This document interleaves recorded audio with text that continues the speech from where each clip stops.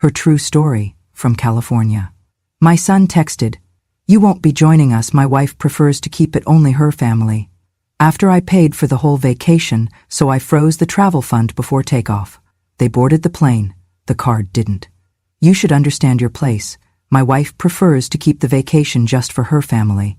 You've already done your part by paying." That was the text my son sent me at exactly 11:02 p.m. 2 nights before the family trip I had been planning, funding, and dreaming about for 3 years. I sat at the kitchen table, my reading glasses perched on the tip of my nose, the soft hum of the refrigerator the only sound in the house. I had just finished placing the last set of travel-sized sunscreen bottles into the zippered bags I had labeled by hand, one for each grandchild. My hands were still sticky with tape from wrapping little souvenir bags with keychains that said "Aloha" and "Grandma loves you." The phone buzzed again. Another message. "Don't take it the wrong way, Mom. It's not personal. It's just simpler this way." I did not reply. I stared at the glowing screen until it went dark. Then I placed it face down on the table. He didn't call. He didn't say thank you. He didn't even bother to lie with kindness. Just a cold, quiet reshuffling of family, where the woman who raised him had become, in his words, not part of her family. I had known things were changing. It wasn't just the way Tanya, my daughter-in-law, corrected me in front of the kids, or the way she rolled her eyes when I told stories from when my husband and I first visited Hawaii on our honeymoon. It wasn't even how she started hosting holidays at her mother's house and forgot to mention it until the day before. No, what told me everything I needed to know was the way she had looked past me.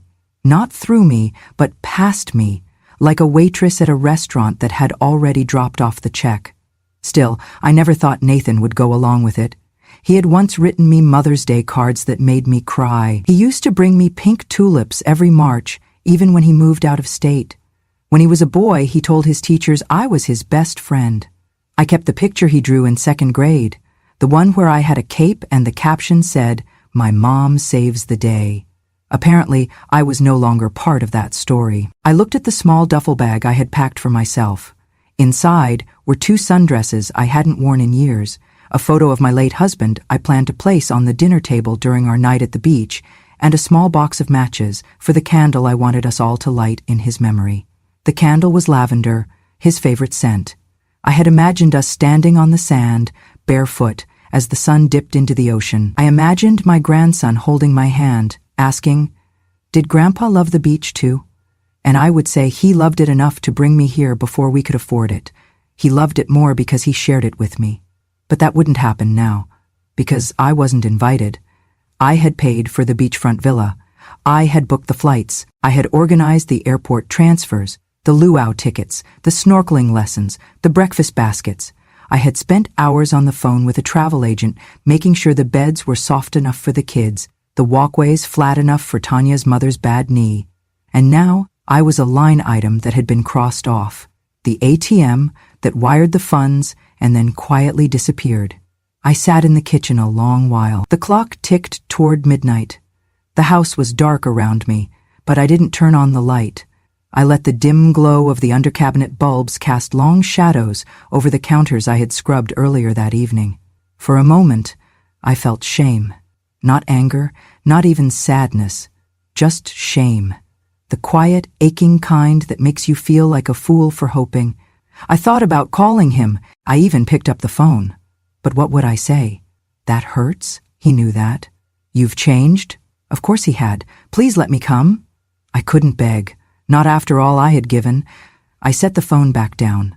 Instead, I got up, walked slowly to my desk in the den, and turned on my old laptop. The screen blinked awake, sluggish but familiar. I clicked open the folder labeled Hawaii Travel Fund. There it was, the total I had been building toward since the day I retired, $21,763.84. It had started with $10 bills tucked away in envelopes. Then I began selling old furniture, then tutoring English online at night. Every dollar had gone into this trip. I had set up a travel fund account, linked the payments for the villa, the airline tickets, the services. I had also set up all the cards to pull from one primary source, mine, because I trusted them, because I thought trust was something I had earned. The cursor blinked. I hovered over the button that said, Freeze Account. A simple click would pause all payments. A phone call to the travel agency would halt everything. I didn't click, not yet. Instead, I opened a blank document and I started typing something else. Not a response to Nathan, not a plea. A list. A new list. Of names. Women from the church who hadn't left the state in 20 years. My friend Carol, whose son hadn't spoken to her since she got cancer. Louise, who buried her husband last fall and still brought his photo to Bible study.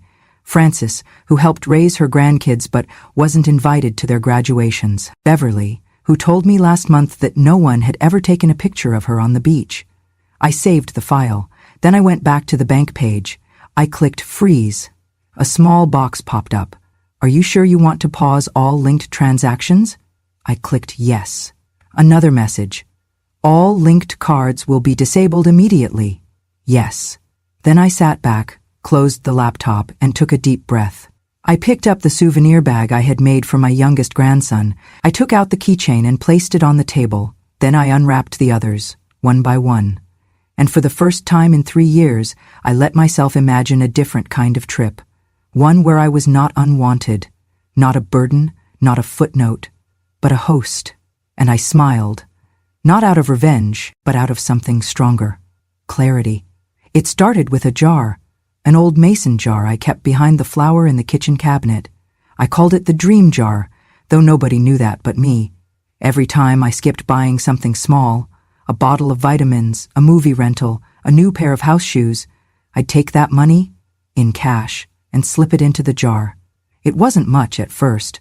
$5 here, the welk there, but over time it grew, quietly, like hope tends to do. 3 years I saved. I canceled my cable. I stopped buying my favorite tea. I tutored students online for extra income, even when my joints ached and my eyes burned.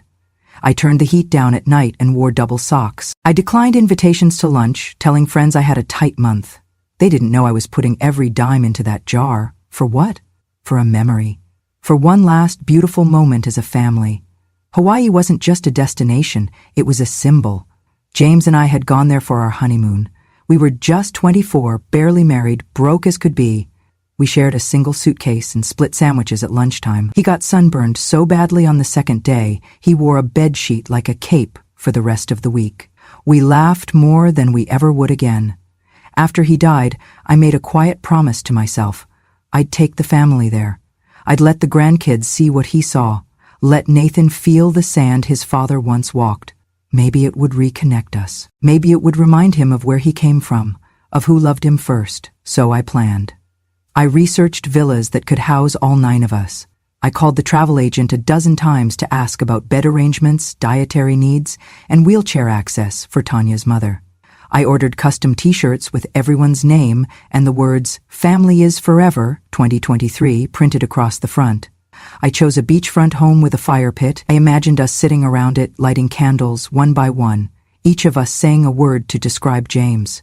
I would bring his photo, the one of him laughing with his head thrown back, sun in his hair, and I'd hold it while we all said something good.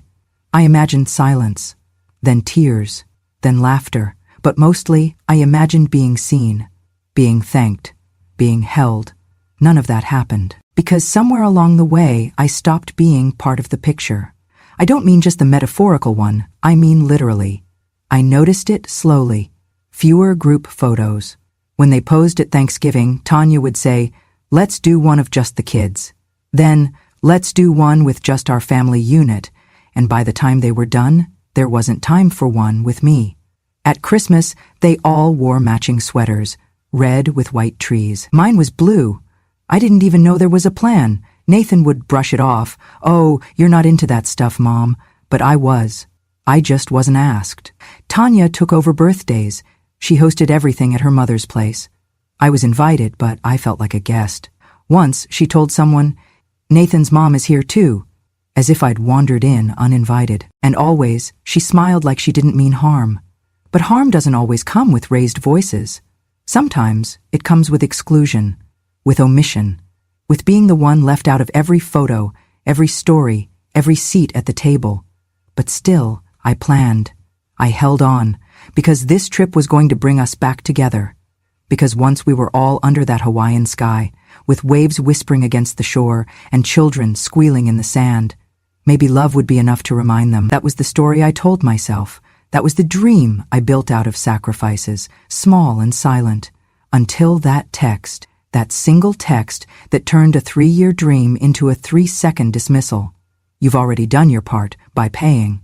Suddenly, every skipped tea, every cold night, every tutoring hour spent squinting at a screen felt foolish. I hadn't been building a bridge. I'd been building a pedestal, one they never planned to visit. I thought of the candles I'd packed, of the moment I imagined us holding hands by the fire. But the truth hit me like a wave breaking sharp against rock. They didn't want my stories. They didn't want my memories. They just wanted my money. And now that they had it, they wanted me to disappear. That night I went to the closet and unpacked my bag. I set the lavender candle on the table beside James's photo. Then I sat in the quiet and asked myself something no mother should ever have to ask. When did I become a burden in the family I'd built? The morning after the text, I woke up earlier than usual. Not because I had anywhere to be, but because I couldn't sleep. I kept hearing his words in my head. Not even his voice, just the words. Cold, typed, delivered through a screen. You've already done your part by paying. I moved through the house like a ghost, folding the same blanket twice, straightening picture frames that were already straight, wiping the kitchen counter though it was spotless. The silence clung to me. It hummed in the walls. Later that afternoon, I opened my email to check a grocery receipt, and that was when I saw it. Subject, Final Itinerary, Hawaii Family. Passage, sent from the travel agency. I clicked it without thinking. A full breakdown of flight schedules, villa check-in times, excursions, dinner reservations, rental car pickups, everything I had worked so hard to organize. I scrolled slowly, eyes scanning for confirmation of what I already suspected but hadn't wanted to face. There were 8 names. Nathan, Tanya, their 2 kids, Tanya's parents, Tanya's sister's boyfriend, not mine, not Mom, not Marilyn, not anywhere. 8 plane tickets, 8 lay greeting passes, 8 guests registered at the villa. I was not one of them. I stared at the screen, my hand hovering over the mouse. Then I zoomed in. Maybe there had been a mistake. Maybe I was under guest 9. Maybe they'd added me separately. Maybe, but there were no other attachments, no side bookings, no separate confirmation, just 8. I sat there for a long moment. Then I closed the laptop gently, like it might break if I moved too fast. That evening, Tanya called. Not Nathan, Tanya. Her voice was overly cheerful. We're just wrapping up packing, she chirped. I hope everything's set on your end money-wise. I think the final payment hits tomorrow, right? I didn't answer right away. Then I asked softly, Is there anything you need me to bring? A pause, a sharp, awkward silence.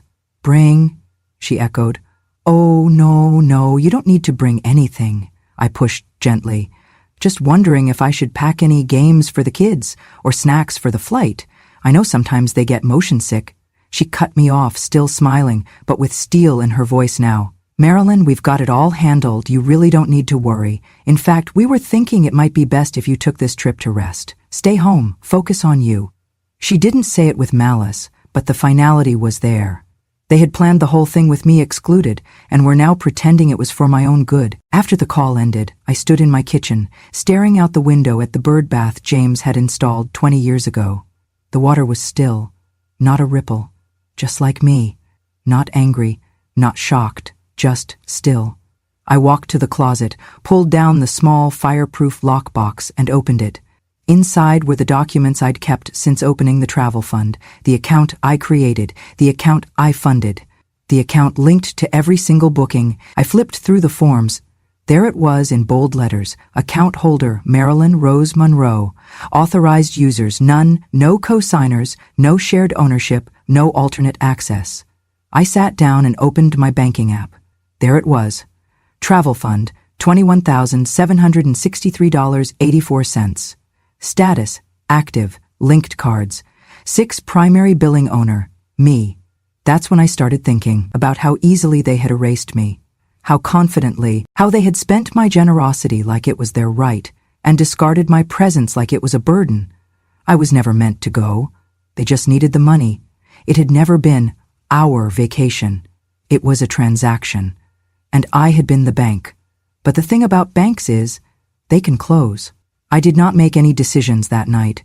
Instead, I turned off the phone, made myself a cup of peppermint tea, and sat with it. I let myself feel it fully, not just the insult, but the clarity.